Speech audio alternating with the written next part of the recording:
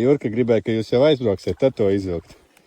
Neredzēju šādu zivs, o čes. Dzīvenais redzējis tādas. Nē, nu, ēmurus vēl sen neredzēju. Nu. Te būs ko kūpināt. Sekos kūpināsim kaut ko.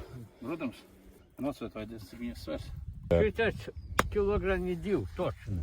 Vairāk. Tas vēl 2 būs, mazais. Laikam mazo var atlaist.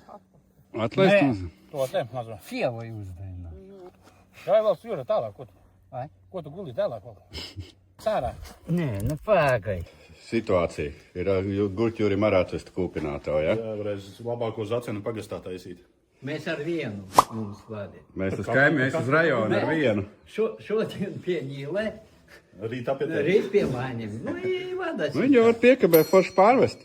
Nu, jā, paņem. Tad kaut ko kādu mīkstumu jau, lai krāsu nenoberzēs, savādāk sāks rūsēt uzreiz, ja krāsu noberzēs. Es ar savu muļciku un aizbraukšu. Man taču piekabi ir ieklāsim kaut ko mīkstu. Pasākā droši var ielikt, jo beidz no... Nē, man nekas metāls.